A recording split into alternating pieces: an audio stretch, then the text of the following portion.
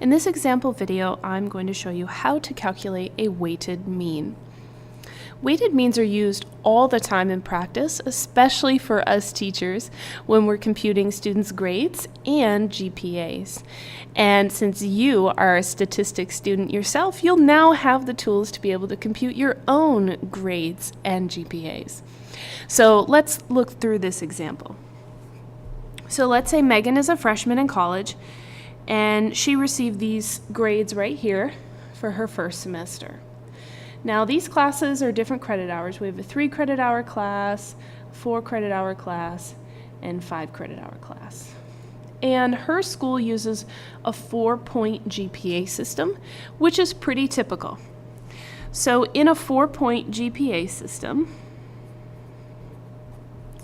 a grade of A is 4 points, a grade of B is 3,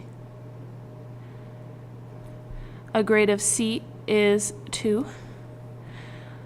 a D is 1, and a failing grade is 0.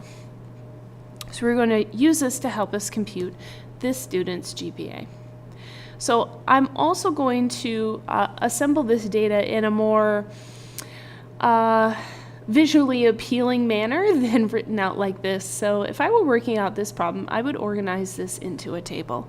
So let's put the class, the credit hours, and the grade into a table just to make this information easier to see.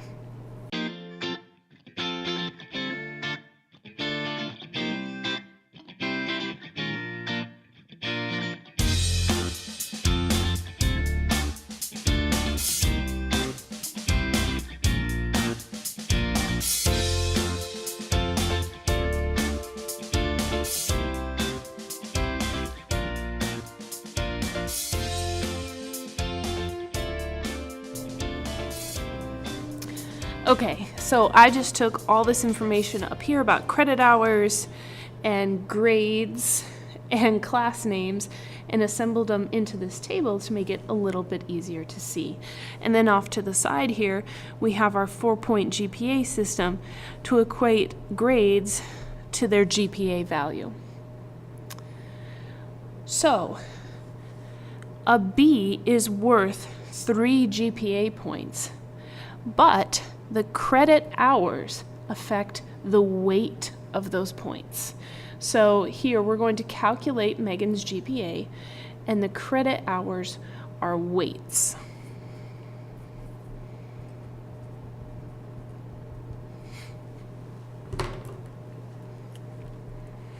Okay, so these values right here are the weights.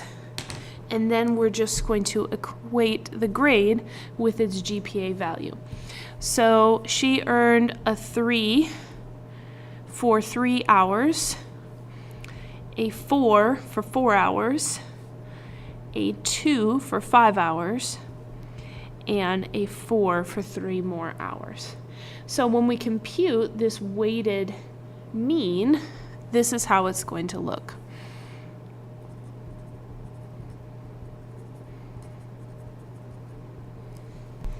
So the weighted mean, if you recall the formula from your text, is the sum of the product of the weight with each data value divided by the sum of the weights. So in this case, the weights, again, are the credit hours, and the data values are the GPA values. Because again, we're computing the GPA. So the points for each grade. Okay, so what we're going to have here for Megan is 3 points for 3 hours, 3 times 3, plus 4 points for 4 hours, so 4 times 4, plus 2 points for 5 hours, 2 times 5, plus 4 points for 3 hours.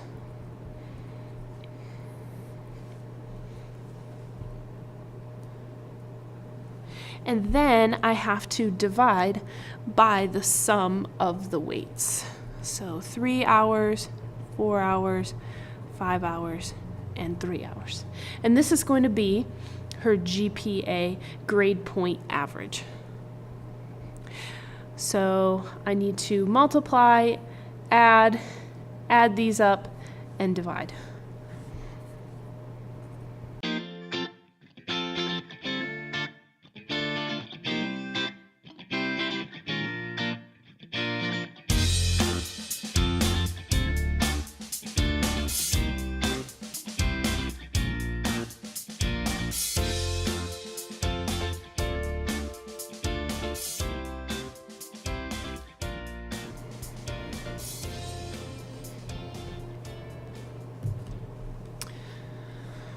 So Megan's GPA is a 3.13 repeating. And depending on the school, this could be rounded a lot. But I would usually see a 3.13 for her grade point average. And again, GPA is just a weighted mean. You use credit hours as your weights and the point value for each grade as your data values. So in the second example, I want to look at the same scenario of Megan's grades and computing her GPA, but this time we want to look at it from a different standpoint. She has a goal of getting a GPA of 3.4, and maybe that's to qualify for certain scholarships. So she's wondering what grade should she have made in Anatomy and Physiology 1 in order to reach that goal. So what I'm going to do is use this same information up here, but I don't know that she has a grade of C here, right? In fact, the question is what grade should she have here in order to reach this goal? So what I'm going to do is set up my weighted mean the same way, because I know that's a GPA.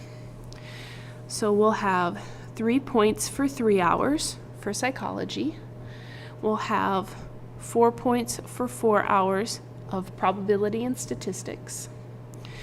We will have 4 points for 3 hours of composition 1, but we don't know what grade she's getting in AMP, in Anatomy and Physiology. But it is 5 credit hours, so an unknown amount of points for 5 credit hours. So X is representing the number of points she needs over here to get the GPA. So don't forget we have to divide by the sum of the weights, the sum of these credit hours. And we know that she wants a GPA of 3.4. She wants a GPA of 3.4 over there. So what we need to do is figure out X to determine what grade she needs in that class. So I'm going to do some simplifying here, combining like terms in order to solve this problem.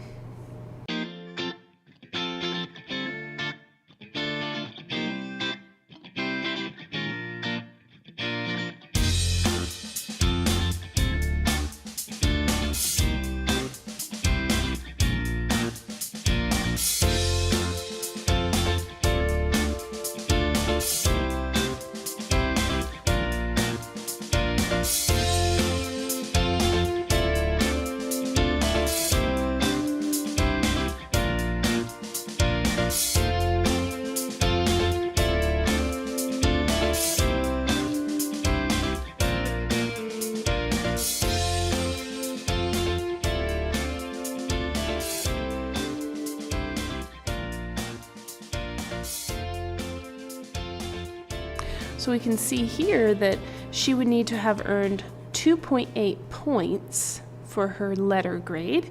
And if I go back up to my GPA, the points here, you can see 2.8 would fall in here, right? But 2.8 is not specifically used, so really she would need to have earned at least a B in order to ensure her GPA being a 3.4. Right? So what I'd need to do is round this up to the nearest point value for her. So Megan would need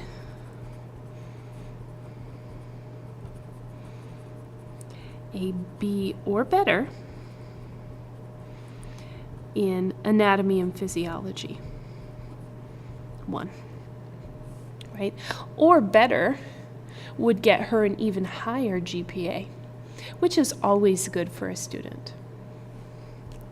So as you can see here, we use the weighted mean. We use the weighted mean to solve an application problem here where Megan was curious about what grade she needed to reach a goal.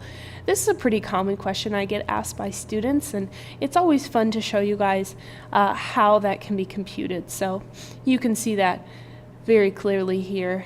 And then also the simple computation of after the semester is over and you've earned your grades, you can always confirm that your GPA is correct by performing the calculations yourself.